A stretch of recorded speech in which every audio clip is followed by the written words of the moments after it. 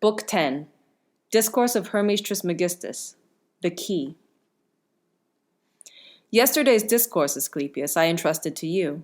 It is right that I entrust today's to Tat, since it is a summary of the general discourses delivered to him. Therefore, O Tat, God the Father and the Good have the same nature, or rather activity.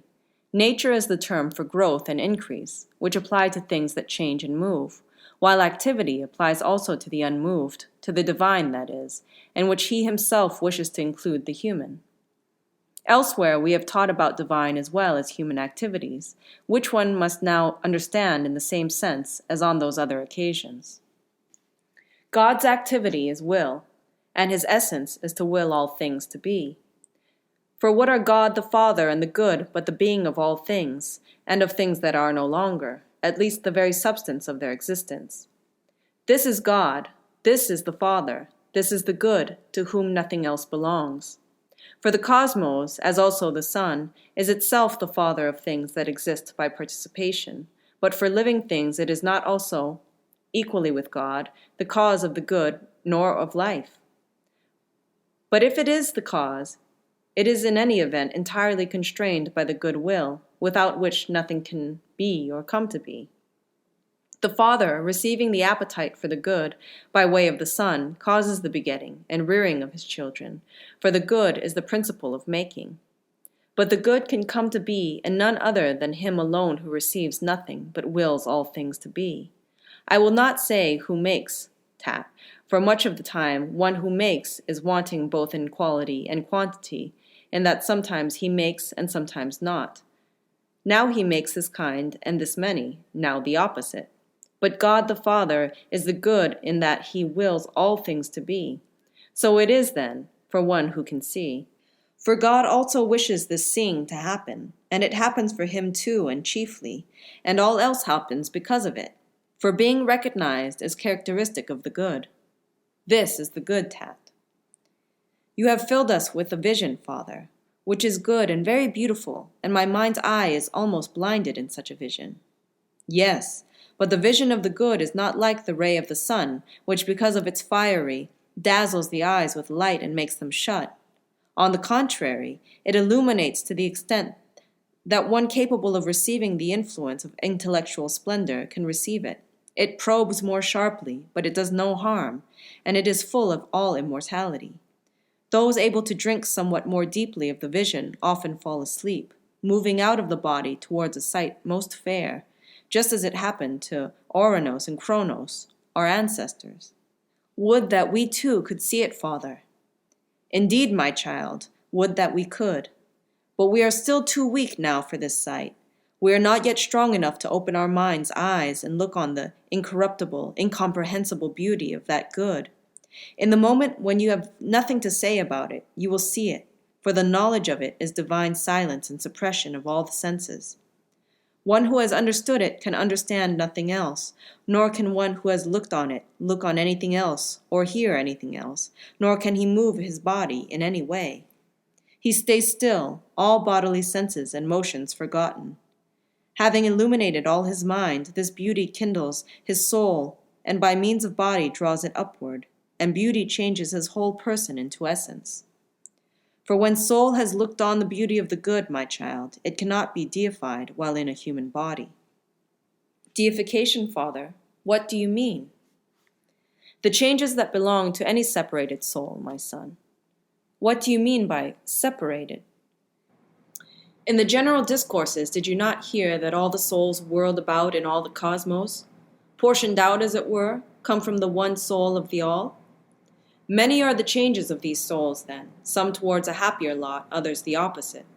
The snake-like change into water creatures, the watery change into things of dry land, the dry land souls change into winged things, the aerial into humans, and human beings, changing into demons, possess the beginning of immortality. And so then, they enter the troop of gods, which is really two troops, one wandering, the other fixed.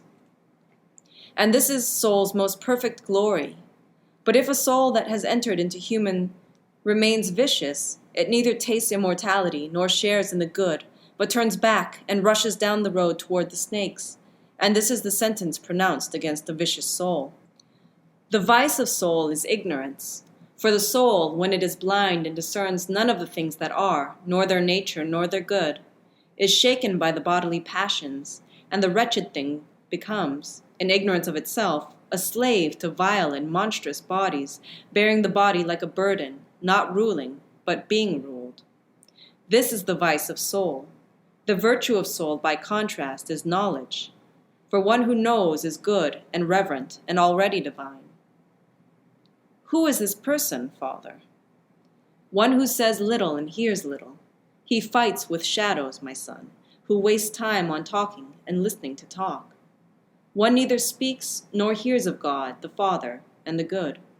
This being so, that there are senses in all things that are because they cannot exist without them, yet knowledge differs greatly from sensation. For sensation comes when the object prevails, while knowledge is the goal of learning, and learning is a gift from God. For all learning is incorporeal, using as instrument the mind itself, as mind uses body. Both enter into body, then the mental and the material, for everything must be the product of opposition and contrariety, and it cannot be otherwise. Who is this material God, then? The cosmos, which is beautiful but not good, for it is material and easily affected, and of all those things that feel, affect is foremost, but among the things that are, it is secondary and incomplete in itself. Once it has come to be, it exists forever, but it exists in becoming and comes to be forever, as the becoming of qualities and quantities, for it is subject to movement, and every motion of matter is becoming. The immobility of mind initiates the motion of matter in this way. Since the cosmos is a sphere, a head that is, and since there is nothing material above the head, just as there is nothing of mind below the feet, where all is matter, and since mind is a head which is moved spherically, in the matter of a head that is, things joined to the membrane of this head, in which is the soul, are by nature immortal, as if they have more soul than body, because body has been made in soul. Things far away from the membrane, however, are mortal, because they have more body than soul. Thus, every living being, and likewise the universe, has been constituted of the material and the mental. And the cosmos is first, but after the cosmos, the second living thing is the human, who is first of mortal beings, and like other living things, has ensoulment. Moreover, the human is not only not good, but because he is mortal, he is evil as well. For the cosmos is not good because it moves, yet because it is immortal, it is not evil. But the human, because he moves and is mortal, is evil. A human soul is carried in this way. The mind is in the reason is in the soul is in the spirit. The spirit, passing through veins and arteries and blood, moves the living thing, and in a manner of speaking, bears it up. Some hold, therefore, that the soul is blood, mistaking its nature, and not seeing that the spirit must first be withdrawn into the soul, and then, when the blood thickens and the veins and arteries are empties, this destroys the living thing, and this is the death of the body. All things depend from one beginning, but the beginning depends from the one and only, and the beginning moves so that it can again become a beginning. Only the one, however, stands still and does not move. There are these three, then, God the Father and the good, the cosmos, and the human. And God holds the cosmos, but the cosmos holds the human. And the cosmos becomes the son of God, but the human becomes the son of the cosmos, a grandson, as it were. For God does not ignore mankind. On the contrary, he recognizes him fully and wishes to be recognized. For mankind is the only deliverance, the knowledge of God.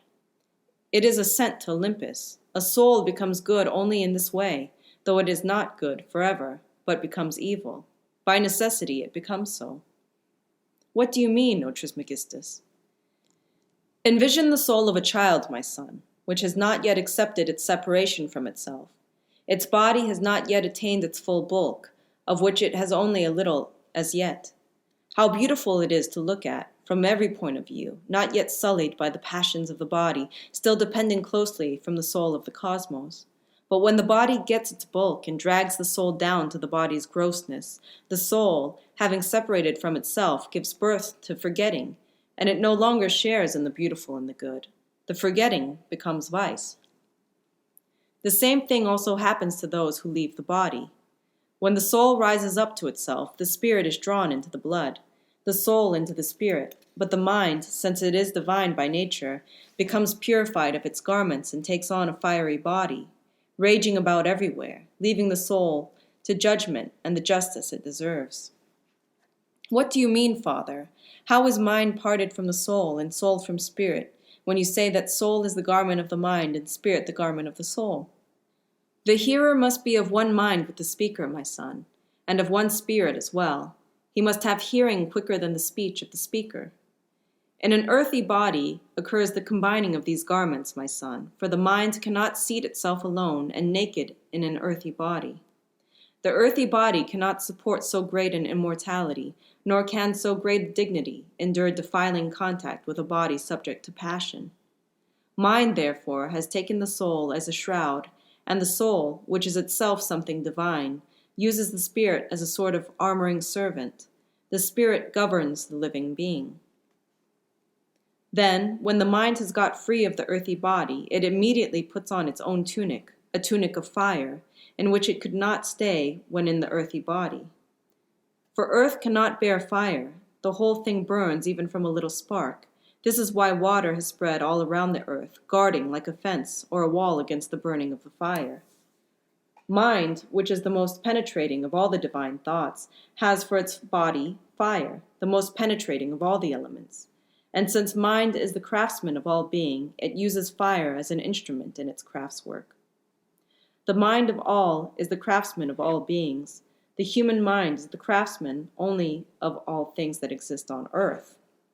Since it is stripped of fire, the mind in humans is powerless to craft divine things because it is human in its habitation. The human soul, not every soul that is, but only the reverent, is in a sense demonic and divine. Such a soul becomes holy mind after getting free of the body and fighting the fight of reverence. Knowing the divine and doing wrong to no person is the fight of reverence. The irreverent soul, however, stays in its own essence, punishing itself, seeking an earthy body to enter, a human body to be sure. For no other body contains a human soul. It is not allowed for a human soul to fall down into a body of an unreasoning animal. This is God's law, to protect the human soul against such an outrage. How then, Father, is a human soul punished? What greater punishment for a human soul, my son, than irreverence? What fire burns as much as irreverence? What beast maims the body so ravenously as irreverence maims the very soul? Do you not see what tortures the irreverent soul suffers? Howling and shrieking. I'm on fire, I'm burning, I don't know what to say or do, I'm eaten up, poor wretch, by the evils that possess me, I neither see nor hear. Are these not the cries of a soul being punished? Do you too believe what they all think, my son, that the soul which has left the body becomes an animal? This is a great error, for the soul is punished in this way. The mind, once it has become a demon, is directed to acquire a fiery body in order to serve God, and, having entered into the most irreverent soul, mind afflicts that soul with scourges of wrongdoing.